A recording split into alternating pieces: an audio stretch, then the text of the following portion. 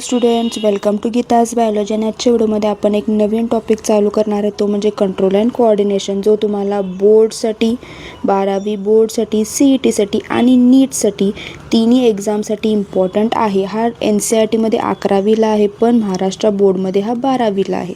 त्यामुळे तुम्ही जर नीटचं प्रिपरेशन करत असाल किंवा तुम्ही बोर्डचं प्रिपरेशन करत असाल, CETचं प्रिपरेशन करत असाल बायोलॉजी CETसाठी, तर हा टॉपिक तुम्हाला करणं मस्ट आहे बाळांनो. ठीक आहे.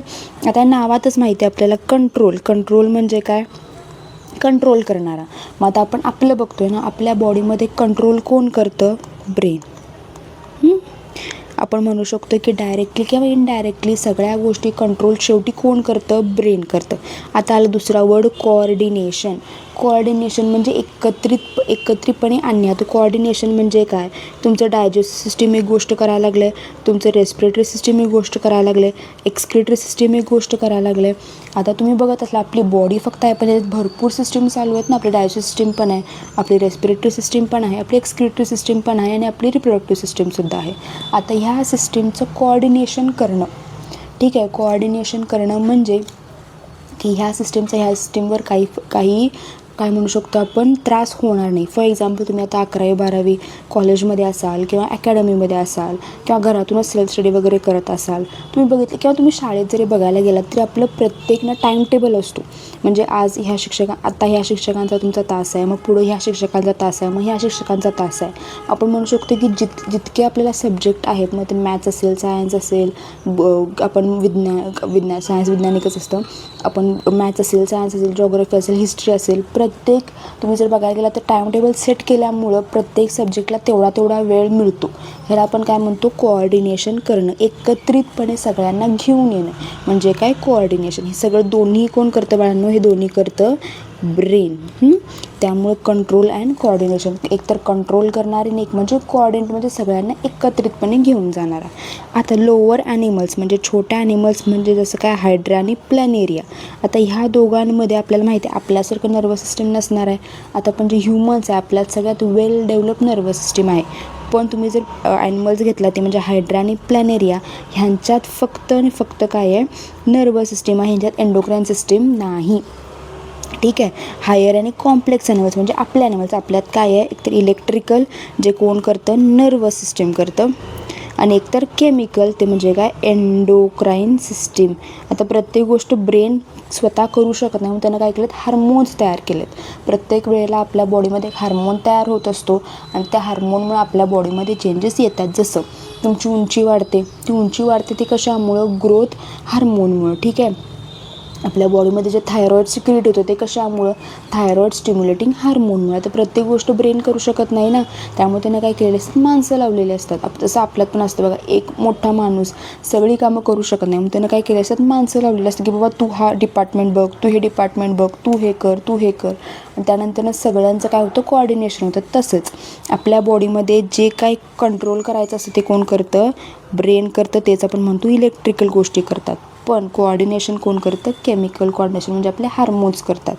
पण छोटे ॲनिमल जसं हायड्रा आणि प्लॅनेरिया, त्यांच्यात ही केमिकल सिस्टीम नसते. त्यांच्यात फक्त आणि फक्त काय असते? Electrical system. त्यालाच आपण म्हणतो नर्वस सिस्टीम. ठीक आहे. आता आपण बघूया नर्वस सिस्टीम इन हायड्रा. हायड्रामध्ये काय काय आहे? हायड्रा आपल्याला माहिती आहे निडारियामध्ये मिळतो. ह्याच्यात डिफ्यूज्ड नर्वस सिस्टीम आहे. डिफ्यूज म्हणजे एकत्रितपणे येणे, डिफ्युजन होणे म्हणजे मिक्स होणे. त्याचा शब्दाचा म्हणजे थोडक्यात म्हणायचं तर मिक्स होणे. काहीतरी मिक्स होण्याला आपण काय म्हणतो? डिफ्यूज होणे. आता ह्यांची जी नर्वस सिस्टीम आहे ही कशी मिक्स टाईप आहे, म्हणजे त्यांचे सगळे न्यूरॉन्स एकत्रित आले आहेत, त्यांचे सगळे जे काही सेल्स आहेत ते सगळे एकत्रित आले आहेत, असे वेगवेगळे नाही आहेत. जसं आपलं बघायला गेला तर आपल्या हातामध्ये बघा, आपल्या शिरांमधून रक्त वाहत असतं, त्याच्या साईडला आपली असते ती न्यूरॉन म्हणजे आपली नर्व सेल असते. तसं आपली ब्लड वेसल म्हणजे आपला जी ब्लड वेसल आहे किंवा आपली जी शिर आहे त्याच्यात फक्त रक्तच वाहतं, त्यात न्यूरॉन्स नसतात.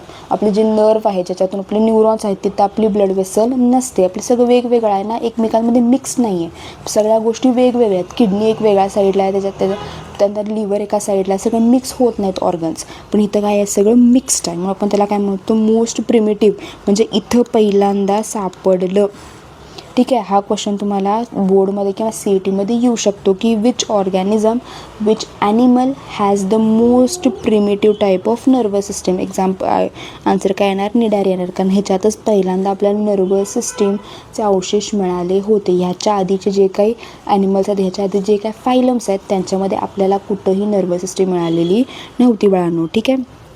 आता फर्स्ट वन आहे सांगितलं तसं पहिल्यांदा सापडली, त्यामुळे कसे सिम्पल नर्वस सिस्टीम, सिम्पल आहे, जास्त काही कॉम्प्लेक्स नाही आहेत. ह्याच्यात काय आहेत?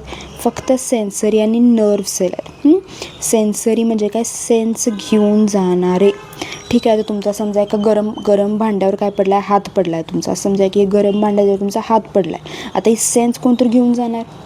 तुमचा हात भाजला आहे किंवा हात पोळतो, हे सेन्स कोणतरी ब्रेनला घेऊन जाणार ना, त्यांना आपण म्हणतो सेन्सरी. लक्षात कसं ठेवणार बाळांनो? जो सेन्स घेऊन चालला आहे तुमच्या ब्रेनकडे किंवा तुमच्या CNSकडे, त्याला आपण काय म्हणणार? सेन्सरी म्हणणार. आणि nerve cell or neuron with fibre, म्हणजे त्यांची एक लाईन पूर्ण तयार असते. हे काय शब्दशः इतकं लक्ष ठेवायची गरज नाही. इतकंच लक्ष ठेवा ह्या ह्याच्यात की it consist of sensory and nerve cell. ह्याच्यात मोटार न्यूरॉन्स नाहीत. हे फक्त लक्षात ठेवायचं. आता नर्व सेल, यांची नर्व सेल म्हणजे यांचा न्यूरॉन कसा आहे? Scattered throughout the world. सांगितलं तसं पूर्ण बॉडीमध्ये त्यांच्या काय झालं आहे? पसरलं आहे. स्कॅटर्ड म्हणजे पसरणे. तर तुम्ही मराठी मीडियमचे विद्यार्थी होता तर तुम्ही तुमच्या टेक्स्टबुकमध्ये वगैरे लिहून ठेवू शकता. तर मी तुम्हाला सांगितलं तसं डिफ्यूज्ड म्हणजे काय? मिक्स होणे. स्कॅटर्ड होणे म्हणजे काय? पसरणे, म्हणजे त्यांच्या अख्ख्या बॉडीमध्ये काय झालं? ते पसरले आहेत आणि कनेक्ट झाले ते एकमेकांना बाय सिनॅप्स. जसं समजा हा त्यांचा एक न्यूरॉन आहे, हा त्यांचा एक न्यूरॉन आहे, मध्ये जी जागा असते त्याला आपण म्हणतो सिनॅप्स. ठीक आहे. जसं तुमचा इथे एक बेंच असतो, इथे एक बेंच असतो, बेंचच्या मध्ये जागा असते बघा. तुमचा क्लासरूम आठवा. इथे एक क्लासरूमचा हा एक बेंच असतो, इथे एक बेंच असतो आणि मध्ये रिकामी जागा असते बघा. त्या रिकामी जागेला आपण काय म्हणणार? सिनॅप्स म्हणणार. कळालं बाळांनो? जसंच न्यूरॉन, इकडे एक न्यूरॉन आहे, इकडे एक न्यूरॉन आहे, मध्ये जी जागा आहे त्या जागेला मी काय म्हणणार? सिनॅप्स म्हणणार. त्याच्यामुळं काय होते? की नर्व नेट तयार होते. पुढचा प्रश्न तुम्हाला CETला येऊ शकतो बाळांनो, तो म्हणजे नर्व नेट कुणामध्ये सापडते? नर्व नेट सापडते हायड्रामध्ये किंवा निडारिया, हे तुमचं उत्तर असू शकतं. आता हे कशाला कनेक्ट करतं? Connect to epidermis. इपिडर्मिस म्हणजे आपले आउटर लेअर. जसं आपल्याला स्किन असतं ना, तसं निडारियाला काय असतं? इपिडर्मिस असतं. तुम्ही इपिडर्मिस म्हणजे आउटर स्किन म्हणू शकता. आणि गॅस्ट्रोडर्मिस म्हणजे त्याचं जी पोटाची कॅव्हिटी असते ना, गॅस्ट्रो आपल्याला माहिती आहे, गॅस्ट्रो म्हणजे पोटाजवळची कॅव्हिटीला आपण काय म्हणतो? गॅस्ट्रोडर्मिस म्हणतो. इथंपर्यंत कळायला बाळांनो? इथंपर्यंत जर काय डाऊट असेल तुम्ही कमेंट सेक्शनमध्ये मला विचारू शकता. ठीक आहे. आता परत सेन्सरी सेल्स काय आहेत? हे सेन्स घेऊन चाललेत. ठीक आहे. सेन्स काय करायला लागलेत? घेऊन चाललेत तुमच्या बॉडी ऑर्गनपासून तुमच्या ब्रेनपर्यंत. Scattered in body wall and tentacle but sense organ are absent. म्हणजे सेन्स ऑर्गन आपल्यात आहेत बघा, आपले डोळे, कान, आपलं जीभ, आपली स्किन, हे सगळे काय आहेत? सेन्स ऑर्गन आहेत. सेन्स ओळखतात. ठीक आहे. तसं तुम्हाला समजा काहीतरी जोरात ऐकू आलं किंवा आपण कान असं पकडून बसतो ना, की एकदम डॉल्बी कोणता लावला, आपण कानावर हात घेतो. समजा जर डोळ्यात लाईट पडली एकदम, आपण डोळे झाकून घेतो. ठीक आहे. आपल्याला जिभेला भाजलं की लगेच सेन्स होतो, त्याला आपण म्हणतो सेन्स ऑर्गन. पण हे कुणामध्ये ॲबसेंट आहेत? निडारियामध्ये ॲबसेंट आहेत. म्हणजे सेन्सरी सेल आहेत ते काय आहेत बाळांनो? Scattered in body wall and tentacle. Tentacle आपल्याला माहिती आहे, त्यांचं बॉडी वॉल त्यांचे टेंटॅकल असतात. ह्या टेंटॅकलमध्ये सुद्धा त्यांचे सेन्सरी सेल्स आहेत. Nerve impulse show no polarity म्हणजे डायरेक्शन नाही. No direction. जसं तुम्ही बघितलं असाल, आता तुम्ही कुठल्या शहरात राहता माहीत नाही मला, पण जसं सकाळी बघा, सकाळी म्हणजे 7:30-8 वाजता आपले जे हे असतात ना सिग्नल, ते सगळे बंद असतात. ठीक आहे. सगळे सिग्नल बंद असतात, त्यामुळे जो काही तुमचा मेन एरिया असतो तिथं कोणी कसंही गाडी चालवत असतं. म्हणजे 4 व्हीलर म्हणा, 2 व्हीलर म्हणा, बस म्हणा, ट्रॅक्टर म्हणा, कोणी कसंही गाडी चालवत असतं.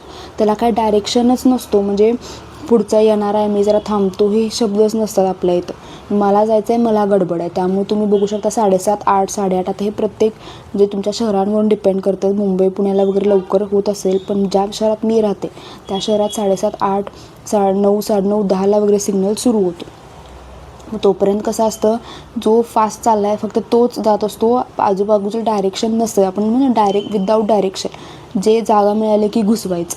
पण तेच एकदा सिग्नल सुरू झाला की डायरेक्शन असतं, ज्या सिग्नलची फक्त ग्रीन लाईट लागली आहे फक्त तेच गाड्या पुढे जाणार, ज्यांची रेड लाईट आहे त्याने काय करायचं तिथंच थांबायचं. त्यामुळे त्यामध्ये डायरेक्शन मिळतं की बाबा आता ह्या बाजूचे जातील, ह्या इथलं थांबलेली ह्या रोडवरचे जातील, हे वाले थांबतील, तर आपण म्हणतो डायरेक्शन. तसं ह्यांच्यात डायरेक्शन नाही, ह्यांच्यात कसं आहे सगळा मनाचा कारभार आहे, म्हणजे कुठली नर कुठे सिग्नल घेऊन चालली आहे. आपलं तसं नाही. And direction and activation of sensory cell can happen at any time. सांगितलं तसं हॅपन ॲट एनी टाईम. कोणीही तुम्हाला जर हे लक्षात ठेवायचं असेल ना, कसं लक्षात ठेवणार तुम्ही, तुमचा सिग्नल कधीचा सकाळचा जेव्हा सिग्नल चालू नसतो तेव्हाचं जे काय ड्रायव्हिंग असतं त्याला आपण काय म्हणणार, इम्पल्स इन हायड्रा. आणि आपलं जे ड्रायव्हिंग असतं ते आपण म्हणू शकतो की जेव्हा 2-3 वाजताच्या सिग्नल वगैरे चालू असतात तेव्हाचं जे ड्रायव्हिंग असतं त्या मेन एरियामधलं ते म्हणजे काय, सिग्नल इन ह्युमन बीइंग्स. हे कसे असतात बाळांनो, शो नो पोलॅरिटी. पोलॅरिटी म्हणजे डायरेक्शन म्हणजे त्या डायरेक्शनने जातं ते, असं काही नाही. डायरेक्शन पण असतं, कोणीही कधीही काय होतं, कुठलाही सेन्सरी सेल कधीही काय होऊ शकतो, ॲक्टिवेट होऊ शकतो. ठीक आहे. Diffuse type of nervous system is the first important landmark of nervous system. म्हणजे काय, ही पहिल्यांदा नर्वस सिस्टीम आधी सापडली सायंटिस्टना. मग त्याने असा शोध लावला की बाबा इथून काय झालं, आपल्या नर्वस सिस्टीम, आपल्या जी नर्वस सिस्टीम आहे ती आपण म्हणू शकतो की ह्यांच्यापासून आलेली आहे. हे आधी तयार झाले, मग ह्यांच्यापासून काय झालं, इव्हॉल्युशन झालं आणि पुढं आपल्याला ते काय झालं, ती नर्वस सिस्टीम आपल्याला मिळालेली आहे. त्यामुळे हायड्रा तुम्हाला इतकंच लक्षात ठेवायचं आहे, हायड्रा तुम्हाला जास्त काय विचारलं जाणार नाही.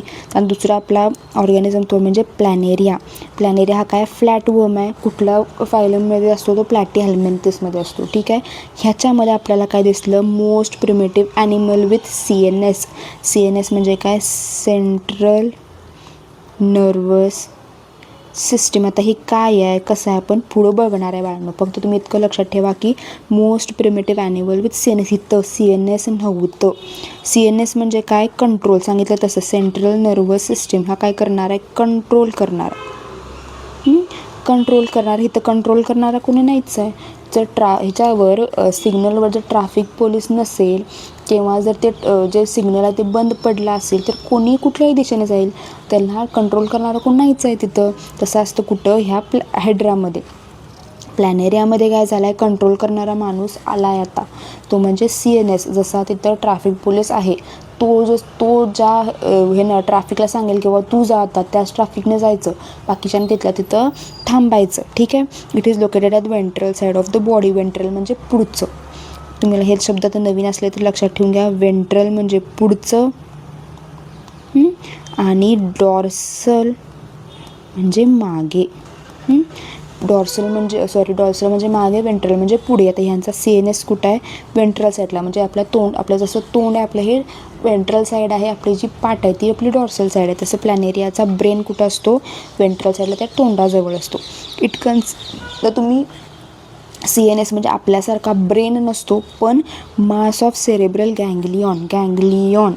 आता हा वर्ड तुम्हाला एक नवीन आहे, कसा लक्षात ठेवणार, तसं आपण बघा मुलांच्या ग्रुपला आपण घोळका म्हणतो. ठीक आहे. एक मुलांचा घोळका ग्रुप म्हणतो, घोळका म्हणतो. तसंच पक्ष्यांचा थवा म्हणतो.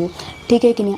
असं जे काय म्हणतो आपण, ग्रुप्स असतात त्यांना आपण काहीतरी नावं दिलेत. तसं इथं गँग्लियॉन म्हणजे काय, group of neuron.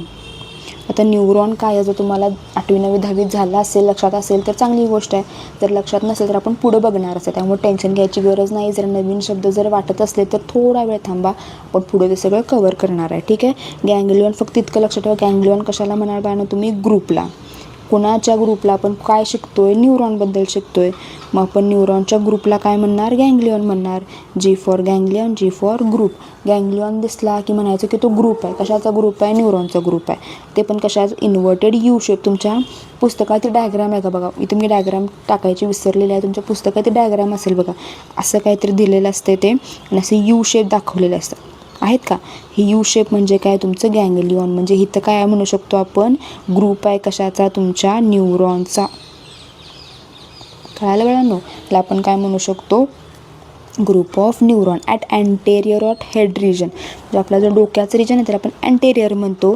Each ganglion 9 branches are at outer side. आता समजा हे त्याचं परत मी डायग्राम काढली आहे. इथं तुमचं काय आहे, हे तुमचं इन्व्हर्टेड यू शेप आहे. ह्याच्यातून काय व्हायला लागलं बाळांनो, ब्रांचेस बाहेर यायला लागलेत. ते ब्रांचेस 9 ब्रांचेस बाहेर यायला लागलेत ॲट आउटर साईड. जसं आपल्या बॉडीमधून असतं बघा की आपल्या जो आपला पाठीचा कणा आहे, ठीक आहे, त्यातून आपले भरपूर न्यूरॉन्स बाहेर येत असतात. तसंच ह्यांच्यामध्ये सुद्धा ह्या यू शेपमधून भरपूर न्यूरॉन्स बाहेर यायला लागलेत. आता वेंट्रली त्यांचं काय आहे, ventrally pair of nerve cord आहे. ठीक आहे. त्याच्यानंतरनं आता आपला मेन गोष्ट आपली सुरू होते आहे, ते म्हणजे ह्यूमन नर्वस सिस्टम. आता ह्या दोन्हीतलं मग इतके काय क्वेश्चन विचारले जाणार नाहीत. तुम्हाला बोर्ड्सला वगैरे 2-3 मार्कला किंवा 1-2 मार्कला वगैरे येऊ शकतं, पण तुम्हाला जास्त फोकस इथून पुढं ठेवायचं आहे. ठीक आहे. ते पहिले 2 तुम्ही फक्त एकदा वाचा, ते पाठ करायची गरज नाही, कारण इतके प्रश्न त्याच्यातून येत नाही. एक प्रश्न CETला एक्सपेक्ट करू शकताय, एक प्रश्न स्टेटला एक्सपेक्ट करू शकताय. नीटला तर काय ते नाहीच आहे, त्यामुळे तो काय प्रश्न येत नाही. ठीक आहे. तुम्हाला इथून बाळांनो लक्ष द्यावं लागणार आहे. इथून पुढे तुम्हाला सिरियसली लक्ष देऊन काय कळत नसेल तर कमेंट सेक्शनमध्ये विचारून सगळं करावं लागणार आहे, कारण परत सांगते हा टॉपिक खूप महत्त्वाचा आहे. आपलं न्यूरल टिश्यू. ठीक आहे. आता न्यूरल आपल्याला माहिती आहे, न्यूरल म्हणजे कुठं, ब्रेनमध्ये. जसं पोटासाठी आपण काय म्हणतो, गॅस्ट्रो म्हणतो. पोटाचं काही असलं तर आपण गॅस्ट्रो म्हणतो, किडनीचं असलं तर आपण रिनल म्हणतो.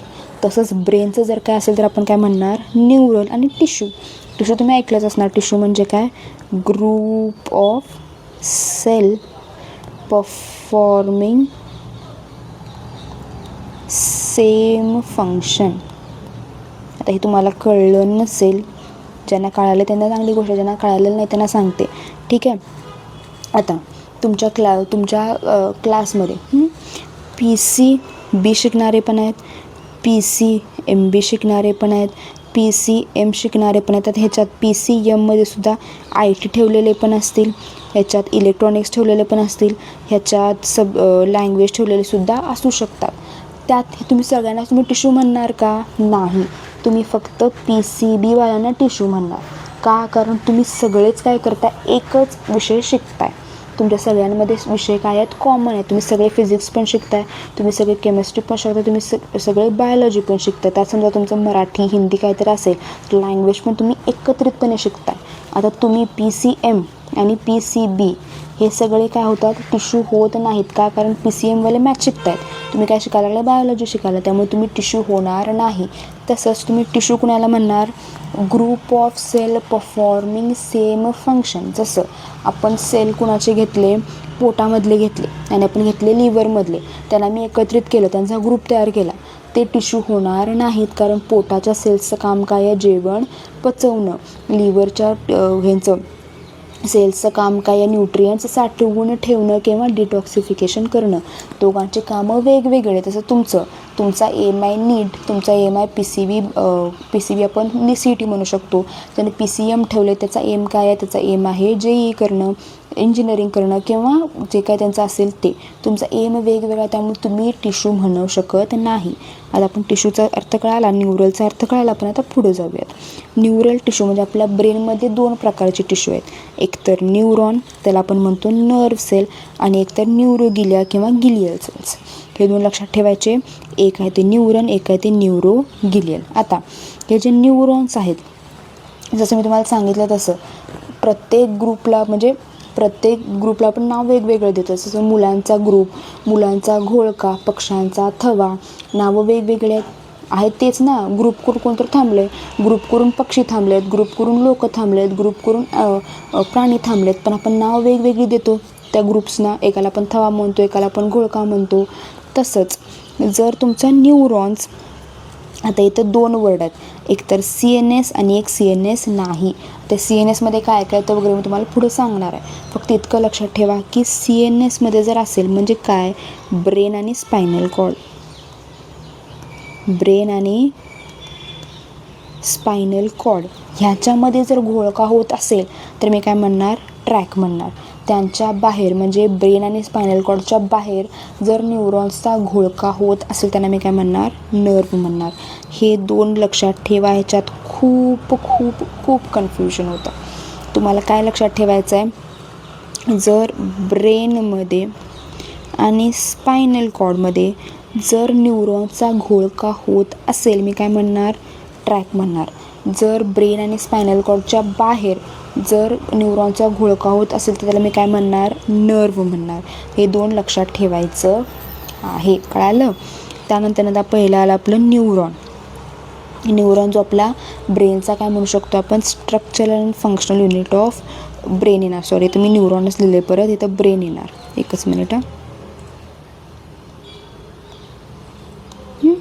आता structural and functional unit of CNS म्हणा, किंवा तुम्ही अख्खं तुमचं ब्रेन पण म्हणू शकता.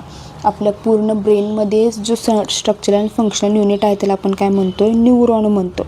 जसं तुमच्या आजूबाजूला कुठेतरी भिंत असेल बघा, ते भिंत कशापासून बनली आहे, विटांपासून बनली आहे.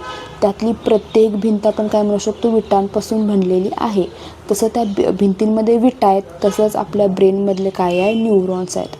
भरपूर न्यूरॉन्स एकत्र येऊन त्यांनी काही तयार केलं आहे बाळांनो, आपली नर्वस सिस्टम तयार केलेली आहे. ठीक आहे. तसंच भरपूर विटा एकत्र येऊन त्यांनी काय तयार केलं बाळांनो, एक आपली काय म्हणू शकतो, आपली एक भिंत तयार केलेली आहे. Structural and functional unit of CNS. त्यातलं मल्टीपोलर न्यूरॉन हे तुम्हाला काय कसं पुढं सांगते. त्यांनी काय केलं, आधीच सगळे वर्ड्स घातले, नंतर एक्सप्लेन केलं, त्यामुळे तुम्हाला थोडासा प्रॉब्लेम येऊ शकतो, पण घाबरायची गरज नाही. आपण ह्या पूर्ण व्हिडिओ लेक्चर सिरीजमध्ये आपण सगळं कंप्लीट करणार. आज नाही तर उद्या तर नक्कीच होईल. मल्टीपोलर न्यूरॉनमध्ये काय काय असतं, एक डेंड्रॉन असतं, एक सेल बॉडी असतं आणि एक एक्झॉन असतं. ठीक आहे. मल्टीपोलर न्यूरॉनमध्ये काय काय असणार आहे बाळांनो, डेंड्रॉन असणार आहे, सेल बॉडी असणार आहे आणि एक्झॉन असणार आहे. त्यातलं पहिलं आपण बघणार आहे ते म्हणजे सायटॉन. तुम्ही आता जर न्यूरॉनचं स्ट्रक्चर बघितलं असाल, जर कधी आधी मध्ये तर चांगलंच आहे, जर ऐकलं नसेल तर मी मला इथं काढून दाखवते छोटंसं. ठीक आहे. हा झाला तुमचा न्यूरॉन. असं डायग्राम कधी बघितलं वेळानं तुम्ही आधी,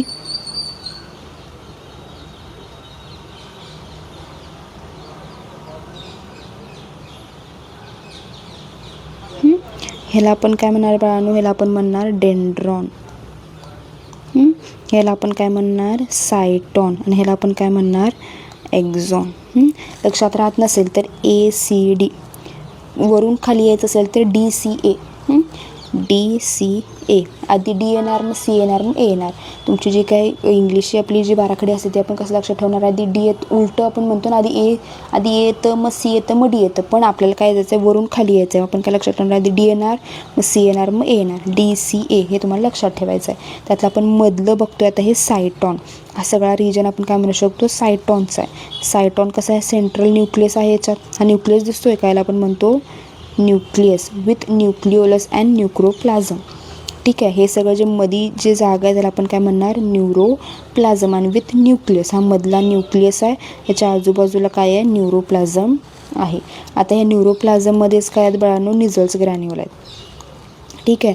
निझल्स ग्रॅन्युल म्हणजे काय, आपले रायबोप्रोटीन आहेत. रायबोप्रोटीन काय कुठले आहेत, हे प्रोटीन आहेत जे आपल्या रायबोजपासून तयार झालेले आहेत. Synthesis of neuro transmitter. आता न्यूरो ट्रान्समीटर काय आहेत, मेसेंजर.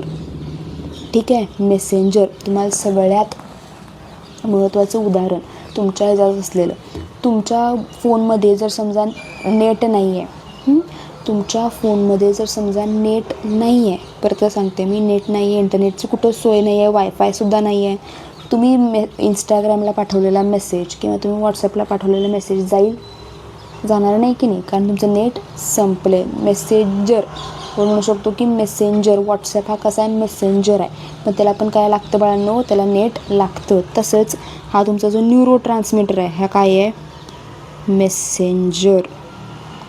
तुमचा व्हॉट्सॲप, आपल्या ब्रेनमधला व्हॉट्सॲप, आपल्या ब्रेनमधला स्नॅपचॅट, आपल्या ब्रेनमधला आपण काय म्हणू शकतो फेसबुक मेसेंजर किंवा आपला साधा टेक्स्ट मेसेज, हा कोण आहे आपल्या बाळांनो, निझल्स ग्रॅन्युल किंवा आपला न्यूरो ट्रान्समीटर समजा. न्यूरो ट्रान्समीटर आपण काय म्हणू शकतो, मेसेंजर आपल्या बॉडीमधला, पण त्याला पण काय लागतं, इंटरनेट लागतं. इंटरनेट म्हणजे आपलं काय, निझल्स ग्रॅन्युल.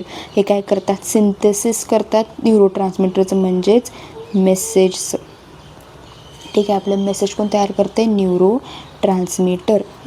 निझल्स ग्रॅन्युल. आणि एक निझल्स ग्रॅन्युअलचं काम असतं म्हणजे ते काय, स्टोअर करणे.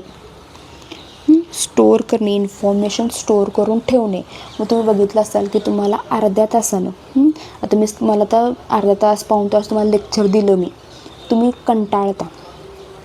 ठीक आहे. तुम्हाला बोर व्हायला लागतं, तुमचं कॉन्सन्ट्रेशन लूज होतं, तुम्हाला असं वाटायला लागतं की अरे कधी संपणार आहे हे. जर आम्ही ब्रेक घेतो, सलग समजा लेक्चर लावलं तुमचा, जर असं कधी झालं असेल की फिजिक्सचे पहिले 2 लेक्चर, की फिजिक्स म्हणजे कोणाला नावं ठेवत नाही, पण फिजिक्स बहुतांश मुलांना अवघड जातो. पहिले स्टार्टिंगचे 2-3 लेक्चरच फिजिक्सचे ठेवले आहेत आणि असा माणूस शिकवायला त्याचं तुम्हाला कळतच नाही आहे.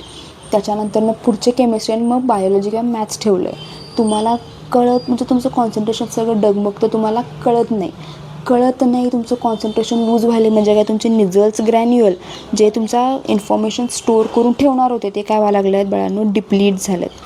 म्हणजे ते काय झालेत, कमी झालेत. कारण ते ऑलरेडी काय करायला लागलेत, मेसेज स्टोअर करून ठेवा. तुम्ही आता मी जे तुम्हाला शिकवायला लागले, जे तुम्हाला कळायला लागले, हे काय व्हायला लागलं, तुमच्या ब्रेनमधले जे तुमचे निझल्स ग्रॅन्युअल होते सगळे स्टोअर करून ठेवायला लागले.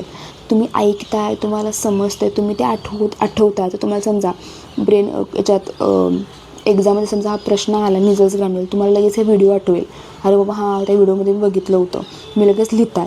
ते आठवतं आहे म्हणजे काय होतं, हे निझल्स ग्रॅन्युअलनी स्टोअर करून ठेवलेलं असतं आहे. तुम्हाला समजा मी आता ABCD म्हणजे सांगितलं कमेंट सेक्शनमध्ये ABCD लिहून टाका. तुम्ही जे लिहिताय ते तुम्हाला आठवतंय म्हणजे काय, तुमचे जे निझल्स ग्रॅन्युअल आहेत ते तुम्हाला आठवून देत असतात, त्यांनी स्टोअर करून ठेवलेले असते इन्फॉर्मेशन. पण ह्यांची पण एक लिमिट आहे, ठीक आहे का नाही. ह्यांची पण एक लिमिट आहे. ह्यांची लिमिट कशी असते बाळांनो, अर्धा ते पाऊण तास असते एका वेळेला मेसेज स्टोअर करून ठेवू शकतात. या पाऊण तासाच्या वर प्रत्येकाचं वेगवेगळं असते. एकेकांचं 1 तास असते, एकेकांचं पाऊण तास असते, एकेकांचं अर्धा तासच असते. हे काय करतात, मेसेज स्टोअर करून ठेवतात. त्याच्यावर त्यांचं कॉन्सन्ट्रेशन होत नाही, त्याच्यावर त्यांना लक्षात ठेवायला येत नाही. सगळं डोक्याच्या वरून जाते. डोक्याच्या वरून चाललं आहे म्हणजे काय, तुमचं निझल्स ग्रॅन्युअल तर स्टोअर करून ठेवत नाहीत. ठीक आहे. तेव्हा काय करायचं असतं, तेव्हा ब्रेक घ्यायचा असतो. मग ते म्हणतात बघा, पोमोग्रानो टेक्निक तुम्ही ऐकलं असणार आहे की अर्धा तास अभ्यास करा, 5 मिनटाचा ब्रेक घ्या, 1 तास अभ्यास करा, 10 मिनटाचा ब्रेक घ्या. ते ब्रेक घ्या का म्हणत असतात, कारण तुम्ही जर ब्रेक घेतलात, तुम्ही जर शांत राहिलात, तुम्ही जेव्हा असं शांत तुम्ही मेडिटेशन वगैरे करत असता तेव्हा हे निझल्स ग्रॅन्युअल परत तयार होतं.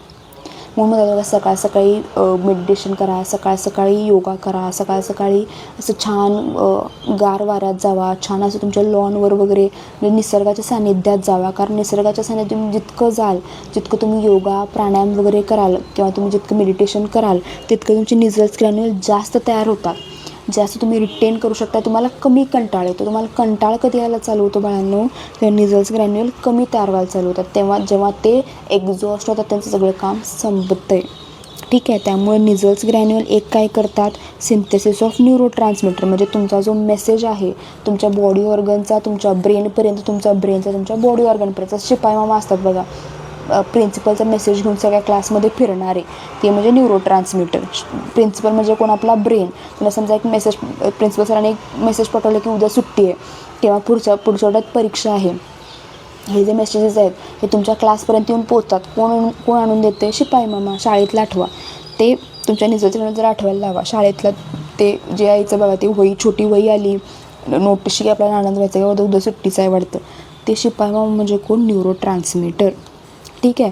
हे एक काम झालं. दुसरं काम काय करते, ते रिटेन करते आपल्या सगळ्या गोष्टी. जे तुम्ही आठवताय, तुम्ही लक्षात ठेवताय, ते कोण करते, निझल्स ग्रॅन्युअल. लक्षात तुम्हाला जे कळतंय ते म्हणजे काय, तुमचं निझल्स ग्रॅन्युअल्सच आहेत. ठीक आहे. मग आलं डेंड्रॉन, तुमचे हे डेंड्रॉन दिसत आहेत, ह्याला आपण काय म्हणतोय, डेंड्रॉन म्हणतात. हे कसे आहेत, स्मॉल कोनिकल आहेत. कोनसारखा दिसतोय का असं तुम्हाला, ठीक आहे, कोनसारखा दिसतोय. Small conical process arising from सायटॉनपासूनच आलेत ना हे. दीज आर हायली ब्रांच्ड, भरपूर ब्रांच्ड असतात हे. आणि निझल्स ग्रॅन्युअल न्यूरोफायब्रिन ह्याच्यासुद्धा प्रेझेंट आहेत. मग आला आपला एक्झॉन कसा आहे बाळांनो, सिंगल आहे. बघाल तुम्ही, हा कसा आहे, सिंगल, एकच आहे. सिंगल, लॉंग, अनब्रांच्ड आहे. ह्याला कुठेही तुम्हाला ब्रांचेस इथं दिसत नाहीत. अनब्रांच्ड अरायझिंग फ्रॉम सायटॉन, दोन्ही सायटॉनपासूनच आलेत. या सायटॉनपासून डेंड्रॉन पण आहे, त्या सायटॉनपासून एक्झॉन पण आले. मग तुम्हाला DCA लक्षात ठेवा. निझल्स ग्रॅन्युअल कशा आहेत, ॲब्सेंट आहेत. हा एक वर्ड तुम्हाला लक्षात ठेवायचा आहे. निझल्स ग्रॅन्युअल इथं प्रेझेंट नाहीत. प्रेझेंट कुठे आहेत, फक्त डेंड्रॉनमध्ये आणि सायटॉनमध्ये, एक्झॉनमध्ये नाहीत. टर्मिनली हे तुमचे काय आहेत, एक्झॉन टर्मिनल प्रेझेंट आहे. त्याला आपण म्हणू शकतो एक्झॉन टर्मिनल. ठीक आहे. आता तुमचे न्यूरोगिलियल सेल्स आपण पुढच्या लेक्चरला बघूया. ठीक आहे बाळांनो, आम्हाला वाटतं बहुतेक तुमचं निजल चॅनल संपत आले असतील, त्यामुळं आपण जे न्यूरोगिलियल सेल आपण पुढच्या लेक्चरला बघूयात. जाण्याआधी सांगेन की तुम्हाला जर व्हिडिओ आवडला असेल त्या चॅनलला सबस्क्राईब करा. ठीक आहे, थँक्यू.